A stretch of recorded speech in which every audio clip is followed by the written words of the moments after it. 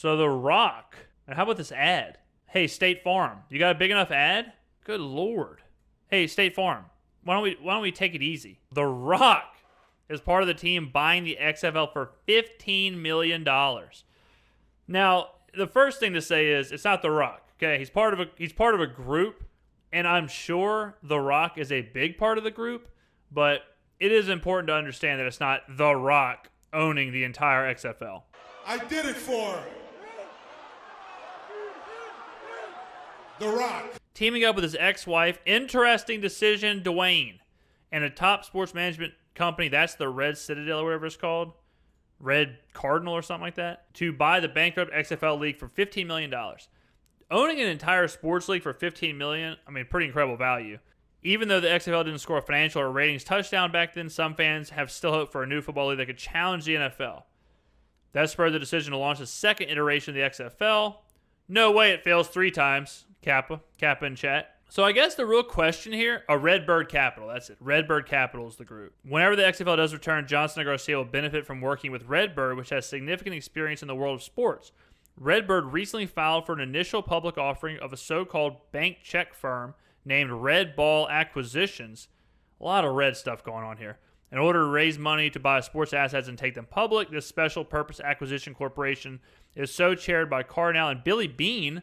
So if you ever seen the movie Moneyball, the Oakland A's executive who was played by Brad Pitt in the movie version of the Michael Lewis book Moneyball. There you go. So that's it. So like the real question here, now the XFL is a really interesting league because people love football, right? Football is obviously a huge deal. People love the game of football. I think where the XFL makes a problem, or has had a problem in the past, is they try and challenge the NFL. In my opinion, if I was running the XFL, if I was part of Red Balls Capital or whatever it is, I would make the XFL a supplement to the NFL. My first week of my schedule would be the week after the Super Bowl. It wouldn't be competing with them. It wouldn't be on the same weekends. It would be, hey, the NFL's over, college football's over, you still want football? Here you go. That's how I would run the XFL. The XFL's first problem, way long ago, was that it was too different from the NFL. You had way too many different ass rules. There's a reason the Arena League didn't work. People didn't care about the Arena League because it wasn't football. You had wide receivers running all over the damn place. You had a big-ass field goal with nets on them.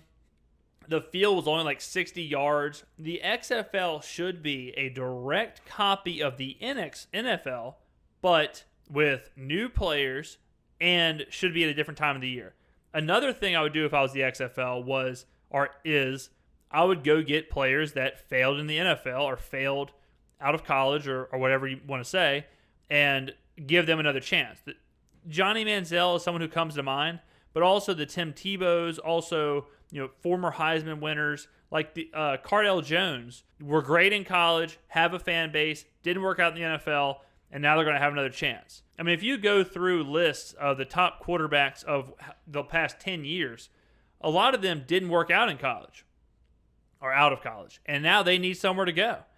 And that would add some face to this league. People don't want to watch no-name players play in a no-name league, but they'll gladly watch Johnny Manziel sling it around. Johnny Manziel got crazy ratings in Canada. Johnny Manziel's Canadian Football League games were watched. I remember I was in a bar. This is back when bars were a thing. I was in a bar, and they were playing the CFL game Johnny Manziel was playing in. And it was cool, right? So get your collegiate players that were exciting, your collegiate players that were good, stuff them into the XFL, make the game the exact same, make the game football, 100-yard fields, don't have, crazy kickoff rules. You can have some different rules. I didn't hate the idea in the XFL of where they couldn't kick an extra point, where you had to go for either a 1-point, 2-point, 3-point play. I like all that. Take what the NFL is doing wrong, and they're doing plenty wrong, rule-wise, and implement that in the XFL, but make it relatable to where people want it. The idea that they can challenge the NFL is stupid. They will never challenge the NFL. The NFL owns the day of the week, and they stole it from the church. So the NFL is about as powerful as it gets. You don't want to go head-to-head with the NFL. You want to say, we understand football is a big deal. Right now there's a monopoly on football, so we're going to give you year-long football.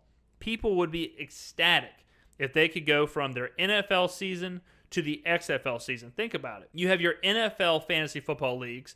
They end 2 weeks later, a week later, however you want to do it, your XFL fantasy football season begins, right? People love betting on the NFL. Oops, no more of that. LOL, a week later, 2 weeks later, you're betting on the XFL.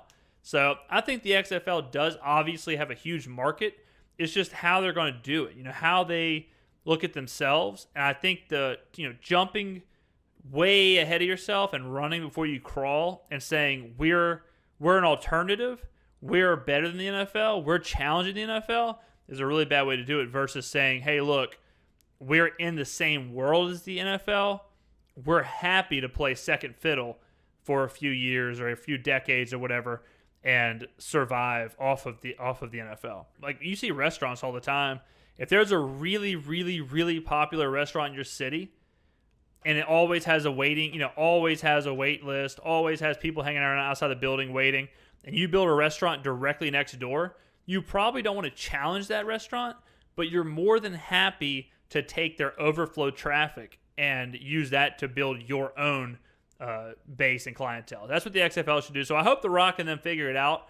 $15 million for a sports league, not expensive at all. So I think this is a good deal. I think this is a fine deal for The Rock and Red Balls Capital or whatever it's called. So good luck to Dwayne. Hey, bottom line, more football is better. The more football we can get, the better. So GG's to Dwayne The Rock Johnson.